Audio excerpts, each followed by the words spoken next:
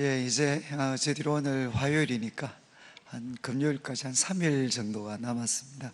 또 우리 참 성도님들께서 참 많이 이렇게 수고를 해 주셨는데, 저는 이제 이 베드로전서의 말씀이 또 우리 성도님들 마음에 이렇게 새겨지면 예수님 말씀대로 또 30배, 60배, 100배의 결실이 되어 가지고 또 우리 성도님들의 삶도 풍성하고 거룩하게 하고 또 우리 주변도 이렇게 거룩하고 풍성하게 하리라고 믿습니다.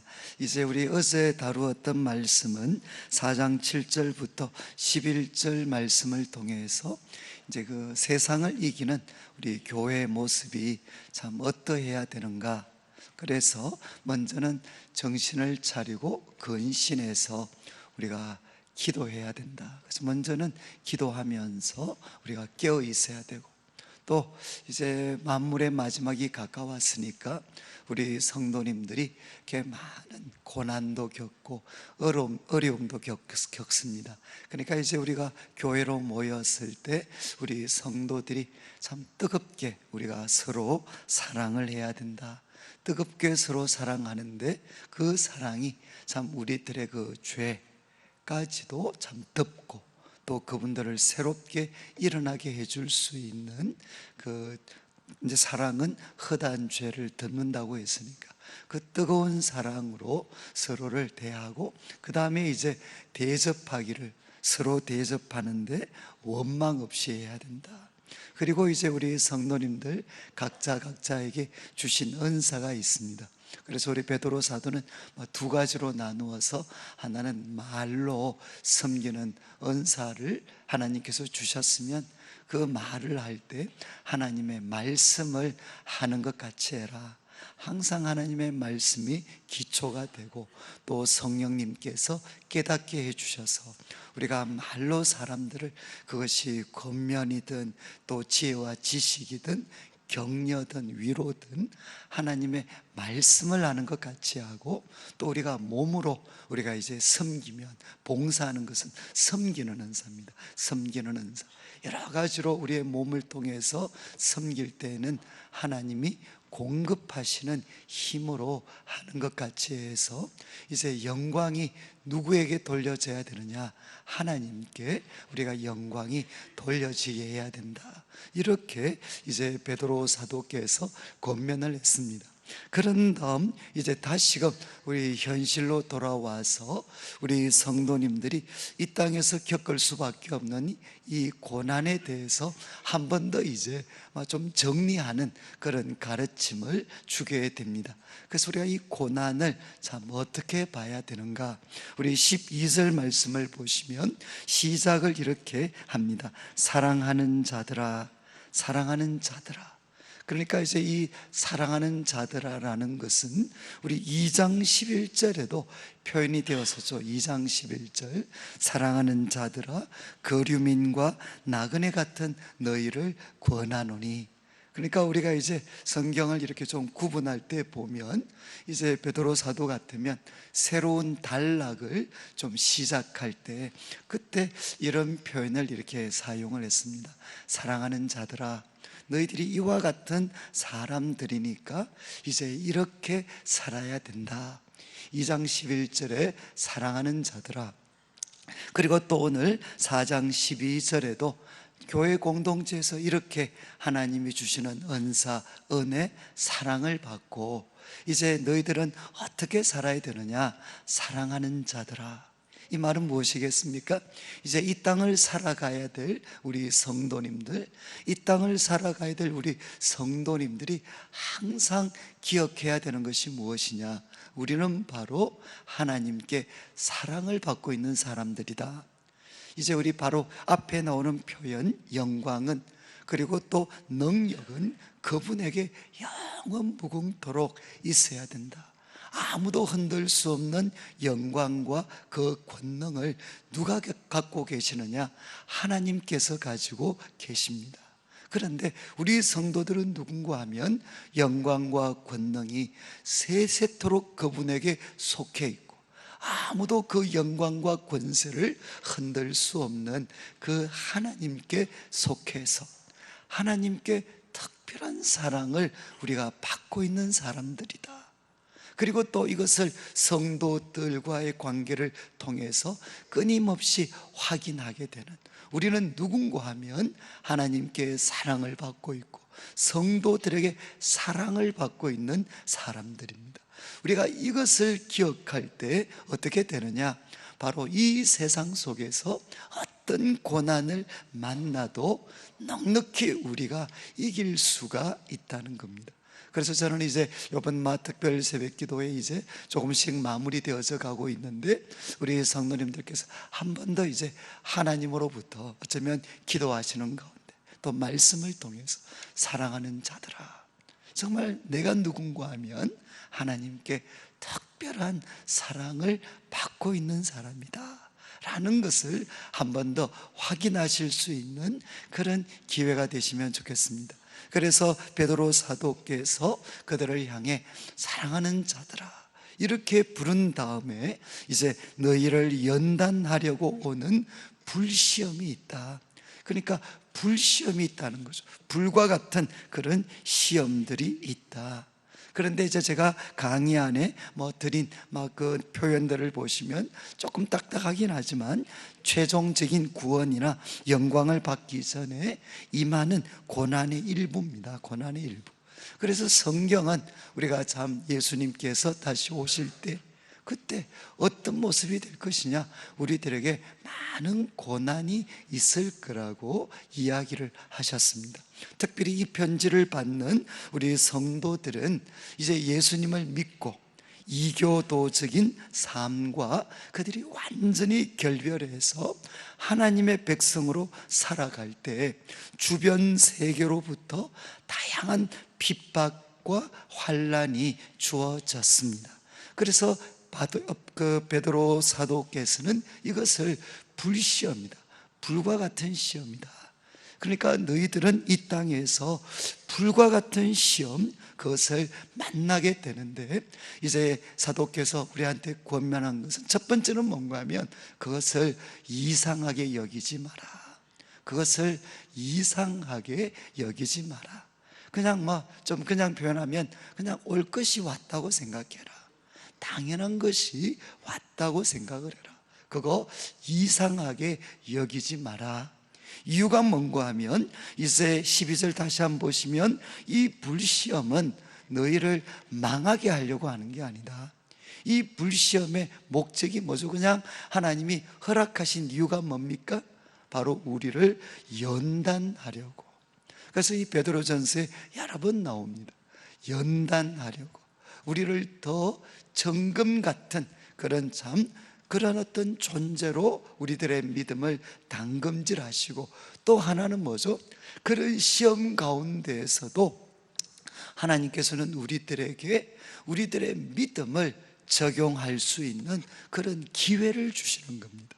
그러니까 그런 테스팅을 통해서 우리들에게 정말 나한테 이런 믿음이 있구나 하는 것을 확인시켜 주는 거죠. 그러니까 우리가 불로 담금질을 하면 불순물 사라지고 그 다음에 우리 속에 있는 참된 것이 드러나게 됩니다. 그러니까 바로 이 불시험을 통해서 우리들 가운데 있는 우리들의 영혼 속에 있는 불순물들은 빠져나가고 정말 우리 속에 있는 참된 정금과 같이 귀한 것들이 확인될 수 있도록 하기 위해서 하나님은 이 불과 같은 시험을 허락하신다는 겁니다. 그래서 이 시험의 목적이 뭔가 하면 우리를 연단하는 것이다. 이 연단하려고 오는 시험을 이상하게 여기지 마라. 그런 다음 13절을 보시면 오히려 너희가 그리스도의 고난에 참여하는 것, 그리스도의 고난에 참여하는 것이다. 그러니까 예수님의 삶은 이제 마지막에 종말에 우리 성도들이 당하는 삶의 하나의 모델이라고 생각하시면 되겠습니다. 우리 예수님의 삶이 어떤 건가 하면 우리가 이 땅에서 당하는 삶의 모습이라는 거죠. 모습. 예수님만큼 죄가 없이, 예수님은 죄가 없이, 그리고 하나님의 뜻에 온전히 순종하면서 사셨지만 그분의 삶에 소위 항상 형통함만 있었습니까? 항상 복만 있은 게 아닙니다. 그분의 삶에는 정말 많은 은혜, 많은 사람들이 돌아오고 예수님의 삶을 통해 수많은 사람들이 복되고 유익함을 누렸지만, 그러나 예수님의 삶에 고난이 있었고 십자가가 있었습니다.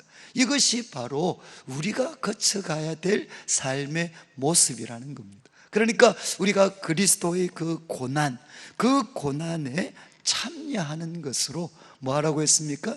즐거워해라, 즐거워해라. 그러면서 이야기합니다. 이는 그의 영광을 나타내실 때, 그의 영광을 나타내실 때, 그러니까 이제 주님이 다시 오실 때죠. 주님께서 다시 오실 때 너희로 즐거워하고 기뻐하게 하려 합니다. 바로 우리로 하여금 주님이 다시 오실 때 즐거워하고 정말 기뻐하게 하려 함이니까, 이제 그 고난이 올 때, 그것이 불과 같은 그런 고난이라 할지라도 그것이 그리스도의 고난에 참여하는 거라면 그거 이상하게 여기지 말고 오히려 즐거워하고 기뻐해야 된다. 이렇게 베드로 사도께서 권면을 했습니다. 그러면서 이제 14절 말씀을 보시면, 저는 참 이렇게 좀 제가 부끄러운 말씀인데, 야, 성경에 이런 말씀이 있었나, 제가 참 이렇게 좀 의아하게 생각할 정도로 14절을 보시면, 너희가 그리스도의 이름으로 치욕을 당하면, 다 같은 말이죠. 그리스도의 이름으로 불시험을 당하고 고난을 당하고 그리고 치욕을 당하면, 근데 이 표현들을 잘 보시면 거의 공통적인 게 뭡니까? 대부분 지금 말로 당하는 고난입니다. 말로. 여러분, 치욕을 당할 때 말로 우리가 고난을 당합니다. 그래서 여기 나오는 아마 불시험은 대부분이 아마 말과 연관이 되었던 것 같아요. 우리가 그들과 같이 그런 여러 가지들을 같이 하지 않으니까 말을 통해서 모욕하고 비난하고 욕하고 정죄하고, 아마 이런 어떤 주로 말과 관계되는 핍박들을 당시 성도들은 많이 당했던 것 같습니다. 그래서 14절, 너희가 그리스도의 이름으로 치욕을 당하면 복 있는 자다. 그러면서 이야기합니다. 영광의 영, 곧 하나님의 영이 너희 위에 계심이라. 저는 참 이 하나님의 영을, 성령님이죠, 성령님. 그런데 그 성령님을 베드로 사도는 뭐라고 표현했느냐? 영광의 영이다. 그러니까 우리 성령님이 하시는 일 중에 보통 두 가지를 이야기하잖아요.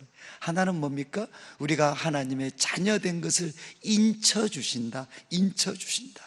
그러니까 우리로 하여금 하나님의 자녀라는 것을 확신하게 만들어줍니다. 그리고 또 하나, 사도 바울의 표현대로 하면 성령님이 하시는 일이 무엇이죠?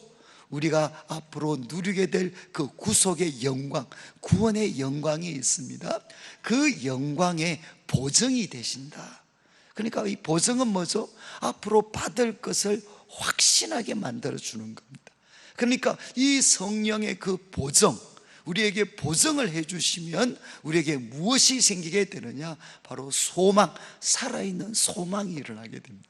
그런데 어쩌면 그거와 좀 비슷한 뜻일 수 있죠. 성령님은 그런 뜻에서 어떤 영이시냐? 영광의 영입니다. 앞으로 하나님 안에서 우리가 누리게 될 그것이 주님 안에, 주님이 다시 오실 때 극적으로 누리게 되겠지만, 우리가 누리게 될 그 영광, 그 영광을 바로 오늘을 사는 우리들에게 확인시켜 주는 거죠.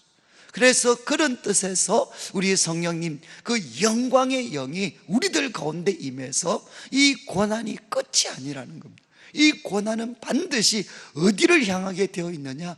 영광, 그것도 영원한 영광을 향해 우리가 있도록 만들어 준다는 거죠. 근데 아마 이거는 우리 성도님들께서 아마 기도하시는 분들은 다 느끼실 것 같아요. 우리가 예수님 때문에 그래도 인내하고 그리고 고난을 받고 때로는 지옥을 당하기도 하고 오해를 당하기도 하고, 그래서 우리가 너무나도 아픈 마음을 가지고 상한 마음을 가지고 주님 앞에 나아가면 정말 주님께서 무엇을 보여주십니까? 영광의 영이 우리에게 임하시게 됩니다. 그러면 정말 이 고난이 끝이 아니라 사도 바울의 표현대로 한다면 지금 우리가 당하는 이 고난은 장차 우리가 누리게 될 영광과 비교하면 아무것도 아니다. 우리가 앞으로 로마서 이제 8장에서 한 번 더 살펴보겠지만 사도 바울이 언제나 이 고난을 어떻게 봐야 되느냐, 로마서 8장을 통해서 본다면 장차 우리가 누리게 될 그 영광, 그 영광과 이 고난을 비교해야 된다는 겁니다. 그런 뜻에서 지금 베드로 사도께서도 같은 말씀을 하시죠. 우리가 주님의 이름 때문에 고난을 받고 거기에 참여하면 놀랍게도 바로 그 순간 어떤 일이 일어나느냐, 영광의 영이, 하나님의 영이 우리 위에 임하신다는 겁니다. 그래서 이것을 이길 수 있는 힘을 줄 뿐만 아니라 장차 우리에게 다가오는 그 영광, 하나님이 준비하고 계시는 그 영광을 확신할 수 있도록, 그래서 살아있는 소망을 가질 수 있도록 누가 만들어 주시느냐, 영광의 영, 성령님이 도와주신다는 겁니다. 저는 그래서 특별히 우리 성도님들, 저는 우리 성도님들의 사정을 조금은 아니까, 그래서 우리 성도님들 가운데 참 오랫동안 기다리시고 인내하시고 하루하루를 정말 어떻게 보면 믿음의 투쟁 가운데 살아계시는 분들이 참 많습니다. 저는 우리 성도님들 가운데 이번 특별히 새벽 기도를 통해서 내가 하나님의 사랑받고 있는 사람이다 라는 것을 우리가 확인할 뿐만 아니라 정말 고난받고 있는 우리 성도님들에게 영광의 영이 임하시기를 원합니다. 정말 영광의 영이 임하셔서, 그러면 우리들에게 소위 영적인 눈이 열리게 되는 거죠. 영적인 눈이 열리게 되면 장차 우리를 위해 준비하고 계시는 그 하나님의 영광 가운데서 지금 이 고난을 바라보게 되면 어떻게 되겠습니까? 정말 소망 가운데 인내하고 오히려 기뻐하고 즐거워할 수가 있다는 겁니다. 그런 다음에 이제 15절을 보십시오. 우리에게 두 종류의 고난이 있는데 하나는 없어야 될 고난이 있고 있어야 될 고난이 있습니다. 그래서 15절, 너희 중에 누구든지 살인이나 도둑질이나 악행이나, 이거는 많이 보셨죠? 누구든지 살인, 도둑질, 악행, 그 다음 나오는 표현도 제가 처음 본 것 같아요. 남의 일을 간섭하는 자로 고난을 받지 마라. 이건 뭐죠? 어떤 영어 번역 보면 남의 일에 너무 바쁜 사람, 남의 일에 훈수 떠고 남의 일에 간섭하고, 옛날에도 이런 사람이 많았던 것 같아요. 그래서 우리 데살로니가 전서나 후서 보면 이제 주님이 곧 오신다, 이것 때문에 집집마다 돌아다니면서 일은 하지 않고 콩 나와라 팥 나와라 그렇게 완전히 마치 판단자처럼 행하는 분들이 그때도 많이 계셨던 거예요. 그래서 제발 좀 돌아다니면서, 바울 표현에 보면 그런 게 있습니다. 돌아다니면서 일을 만드는 사람이 있다, 일을. 그런 사람들은 성도님들 잘 기억하셔야 돼요. 자기한테도 고난이 있습니다. 그런 고난은 좀 받지 말라는 거죠. 그러니까 참 살인, 악행, 그리고 도둑질, 그리고 남의 일 간섭하다가 괜히 없어도 되는 고난, 그런 거는 좀 받지 마라. 이해하시겠죠? 자꾸 너무 훈수 뜨지 안 하셔야 될 것 같아요.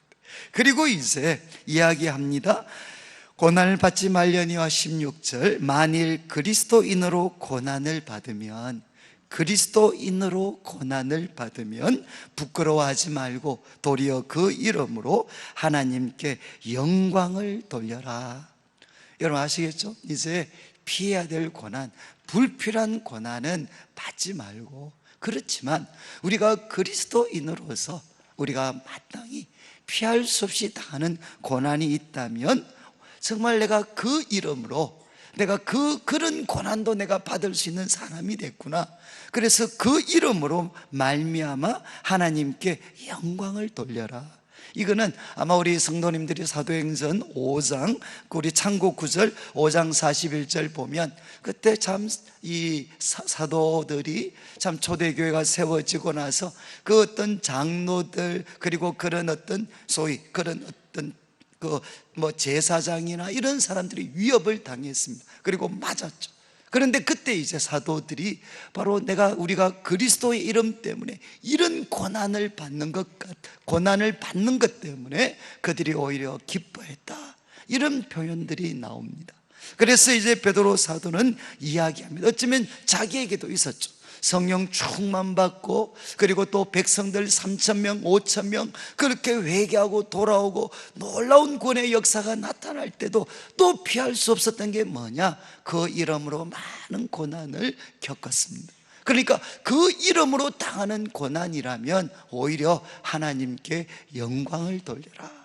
그러면서 이제 17절 말씀을 한번 보시면 좋겠는데, 이 17절 말씀은 좀 아마 잘 이해를 하셔야 될 것 같아요.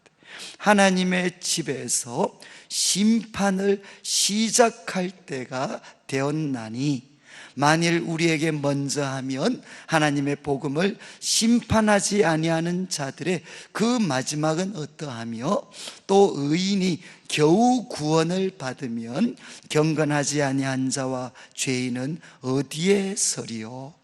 여기에 이제 17절 18절 이 말씀을 통해 지금 베드로 사도가 표현하는 건 두 가지입니다. 하나는 뭔가 하면, 하나님의 심판은 어디서부터 시작이 되느냐, 그것은 하나님의 집에서부터 시작이 된다. 다른 말로 하면 하나님의 심판은 언제나 바로 교회에서부터 시작이 된다는 겁니다. 이해하시겠어요? 이거는 아마 좀 놀라실 것 같아요. 하나님의 심판은 하나님의 집에서부터, 하나님의 백성에서부터 시작을 한다. 그리고 이걸 통해 명백한 게 뭐냐, 하나님의 백성들도 하나님이 이렇게 심판하시는 거라면, 그 다음 나오는 표현, 경건하지 아니한 자, 복음을 순종하지 아니한 자, 죄인들, 그들이 심판을 피할 수 없다는 것은 말할 필요가 없다는 것입니다. 근데 아마 성도님들 얼핏 들으시면, 아니 이거 좀 이상한 것 같아, 내가 처음 예수님을 믿을 때는 이런 이야기 안 하셨는데, 아니 우리가 예수님 믿으면 다 심판을 멸할 거라고 생각을 했는데, 예수님의 이름으로, 여기 뜻은 무엇이겠습니까? 하나님께서 우리가 하나님의 자녀가 된다는 것은, 히브리서에 이런 표현이 있습니다. 너희가 하나님의 자녀이기 때문에 무엇을 경히 여겨서는 안 되느냐, 하나님의 징계를 경히 여겨서 안 된다. 그러면서 히브리서 기자가 뭐라고 이야기하는가 하면, 부모들을 봐라. 부모들이 만약에 자식들 훈육하고 구중하지 않는다 그러면 뭐라고 했죠? 사생아가 아니면 어떻게 자기 자식을 키우는데 훈육을 하지 않겠냐. 아니 부모들도 자기 자식을 훈육하는데 하나님께서 자기 자녀들을 그냥 소위 사생아처럼 그냥 오냐 하면서 버려두시겠느냐. 그러니까 우리가 하나님의 특별한 사랑을 받는 자녀들이 되었으면 그게 무엇이 있느냐, 사랑의 훈육은 피할 수가 없다는 겁니다. 그리고 특별히 이제 이 말씀은 우리 성도님들께서 조금 귀담아 들으셔야 되는 거는요, 구약의 이스라엘 백성들, 특별히 제가 창고 구절을 3개 기록을 해놓았는데, 여기 보시면 에레미야 25장 19절입니다. 에레미야 25장 19절. 그때 하나님께서 에레미야를 통해 주변의 모든 이방 민족들 이제 심판할 것을 선언하십니다.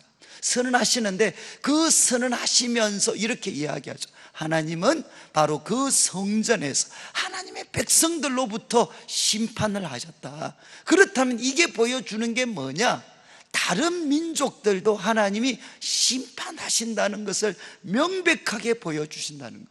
아니 자기 백성들도 이렇게 철저하게 심판하시는데, 정말 하나님을 알지 못하는 이 세상을 의롭게 심판하시는 것은 말할 필요가 없다는 거죠.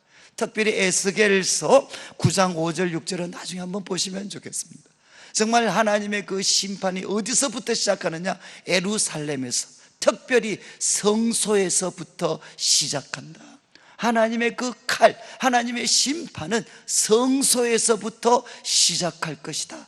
그리고 이제 이 아모스 3장 2절 말씀 같은 것도 한번 나중에 집에 가서 보시면 좋겠습니다. 하나님 뭐라고 고백하시느냐, 내가 모든 민족들 가운데서 너희들만 알았다. 너희들만. 이 말은 뭐죠? 이스라엘 백성들 보고 모든 민족들 가운데서 너희들만 알았다. 그러기 때문에 내가 너희를 심판하겠다는 것입니다. 보통 신학적으로 그렇게 이야기합니다. 특별한 사랑은 특별한 책임을 요구한다. 이게 성경의 일관된 가르침이라는 겁니다. 이해하시겠습니까? 하나님께서 우리에게 특별한 사랑을 주셨다는 것은, 이것은 뭔가 하면 특별한 책임을 우리들에게 요청한다는 것입니다. 그런 뜻에서 이제 하나님께서는 어떻게 하시느냐? 하나님의 집에서 심판을 시작하십니다. 그런데 여기 뒤에 나오는 죄인들, 복음을 순종하지 않는 자들, 이런 자들의 심판과 다른 게 뭐죠? 하나님께서는 바로 이 심판을 통해서 자기 백성들을 연단시키시고 거룩하고 영광스럽게 다듬어 가신다라는 것이 다르다는 겁니다. 저는 이제 그런 뜻에서 우리 성도님들께서 이렇게 고난을 당하실 때 정말 좀 마음에, 이것이 참 주님을 내가 잘못해서 당하는 게 아니라면, 내가 정말 하나님을 신실히 사랑하고 하지만 우리가 당하는 거라면, 여러분들이 참 그것들 오히려 참 이 성경이 계속 이야기하죠. 정말 그거를 기쁘게 받아들여라. 기쁘게. 왜? 하나님의 이걸 통해서 우리를 다듬으실 뿐만 아니라, 우리는 생각하지 못하지만 우리 자녀들도 하나님이 다듬으시고, 우리 주변, 그래서 마침내 그 사람들을 통해서 하나님이 주변을 복되고 놀랍게 하는 일들이 반드시 일어납니다. 저는 제가 이제 저희 가정이 또 이렇게 어렵고 이런 시간들을 보낼 때 저는 정말 그렇게 생각을 했어요. 정말 좀 죄송한 말씀인데, 만약에 우리 집이 부족한 것 없이 다 편하고 그리고 아쉬운 것 없이 살았더라면 내가 참 어떻게 됐을까? 어쩌면 모르겠습니다. 이렇게 여러 가지 먹고 사는 거는 나았을지 모르지만 성도들을 섬기는 데는 크게 도움이 됐을 것 같지 않아요. 저는 이제 제가 이렇게 쭉 돌아보면 그래도 제가 이렇게 우리 성도님들한테 조금이라도 도움이 될 수 있는 것은 대부분 경우는 뭔가 하면 제가 조금이나마 고생을 했기 때문에, 그리고 그 고난이 당장 이렇게 해결이 안 됐지만 바로 그 고난 때문에 어쩔 수 없이 하나님 앞에 무릎을 꿇고 하나님께 도움을 구하고 하나님을 붙잡았으니까, 그런 가운데 저도 알지 못하는 사이에 조금씩 다듬어지고 연단되고, 모난 성격도 이렇게 조금씩 다듬어지고, 두려움이 많았던 사람이 용기도 조금씩 생기고, 이것들이 다 어디에서 이루어졌느냐? 그냥 냉정하게 돌아보면 다 고난 가운데서 일어난 거죠. 그러니까 지금도 좀 제가 죄송한 말씀이지만, 여러분, 고난 가운데 있는 사람들은 내가 정말 하나님의 놀라운 사람으로 당금질 되셔야 된다고, 당금질 되는 기회라고 받아들이셔야 돼요. 그리고 자신의 삶에 이렇게 큰 고난이 없는 사람들은 뭐겠습니까? 여러분, 누군가가 바로 우리를 위해서 고난을 받으셨기 때문에, 그게 우리 부모님들일 수도 있고 할머니 할아버지일 수도 있고, 그분들이 주님의 이름으로 고난을 받고 인내하고 하나님 앞에 몸부림을 쳤으니까 우리가 그 혜택을 누리고 있는지 몰라요. 그래서 내 삶에 뭔가 고난이 없을 때는 뭐 해야 되겠습니까? 하나님이 우리에게 주신 이 평안함을 주님의 복음을 위해서 기꺼이 사용하셔야 됩니다. 그러면, 그렇지 않으면 어떻게 되겠습니까? 오래 못 갑니다. 여러분 꼭 기억하셔야 돼요. 그래서 지금 베드로 사도는 우리들에게 이야기를 합니다. 하나님의 집에서 심판이 시작이 됩니다. 특별한 은혜, 특별한 사랑은 언제나 특별한 책임을 요구하게 됩니다. 그리고 하나님께서는 이런 고난을 통해서 우리를 당금질시켜서 하나님께 영광이 되고 세상을 복되게 할 뿐만 아니라, 정말 주님이 다시 오실 때 하나님 앞에 큰 기쁨과 자랑거리가 될 수 있는 사람으로 우리를 만들어가고 계십니다. 그런 뜻에서 하나님의 집에서 심판은 시작했고, 하나님의 백성들을 심판하신다는 것은 하나님을 인정하지 않는 죄인들, 순종하지 않는 사람들, 경건하지 아니하는 사람들, 그들에게도 심판이 있다는 것을 명백하게 보여주는 하나의 사건들이라는 겁니다. 그러면서 이제 마지막 19절 말씀, 그러므로 하나님의 뜻대로 고난을 받는 자들은, 결론이죠, 두 가지를 해라. 하나님의 뜻대로 고난을 받는 자들은 먼저 또한 선을 행하는 가운데 그 영광을 미쁘신 창조주께 의탁할지어다. 참 이것도 재밌는 말씀이죠. 하나님의 뜻대로, 내가 잘못해서가 아니라 하나님의 뜻대로 고난을 받는 사람들은 첫 번째 뭐 해야 되느냐? 우리들의 영혼을, 그 영혼을 누구한테 맡기느냐? 믿을 수 있는, 믿부시다는 것은 믿을 수 있는 분, 정말 믿을 수 있는 창조주께 부탁해라. 여기 믿을 수 있는 하나님 이렇게 표현하지 않고 왜 창조주라고 표현했겠습니까? 창조하신 그 하나님이 이 천지와 만물 모든 것을 주관하고 계십니다. 그런 뜻에서 바로 너희들의 영혼을 창조주 하나님께 맡겨라. 맡겨. 그러면서 창조주 하나님께 맡기면서 우리는 무엇을 해야 되느냐? 계속해서 선을 행해라. 선을 행해라. 물러서지 말고 정말 모든 것을 그 창조주 하나님께 맡기고 너희들은 바로 오늘 하루도 또 다시 한번 선을 행하는 삶을 살아가야 된다. 이렇게 도전을 하고 있습니다. 이제 오늘 말씀 우리가 마무리하면서 우리가 고난을 어떻게 해야 되느냐? 우리는 하나님께 사랑을 받고 있는 사람들입니다. 그러니까 하나님은 우리를 사랑하시기 때문에 우리들에게 고난, 이 고난을 통해서 우리를 연단시켜 가고 계십니다. 그러니까 불같은 시험 만날 때 그거 이상하게 여기지 말고 오히려 그것 때문에 기뻐하고 즐거워해라. 그러면서 우리가 확신해야 되는 것은 뭔가 하면 그 고난받을 때 영광의 영, 하나님의 영이 우리 위에 계십니다. 이 은혜를 우리 성도님들께서 누리게 되시고, 그리고 불필요한 고난은 피하고, 그렇지만 그리스도인으로서 마땅히 받을 수밖에 없는 고난이 있다면 우리가 하나님께 영광을 돌려라. 그리고 세 번째, 여러분, 하나님의 집에서부터 하나님의 심판이 시작이 됩니다. 그래서 우리가 하나님 앞에 두려워함으로 살아야 되는 것은 바로 이것이죠. 하나님은 우리를 소위 그냥 하는 대로 마구 놔두시는 분이 아니라 우리를 거룩하고 영광스럽게, 그리고 하나님 앞에 섰을 때 하나님의 기쁨과 자랑거리로 만드셔야 되니까 하나님은 지금도 우리를 당금질하고 계십니다.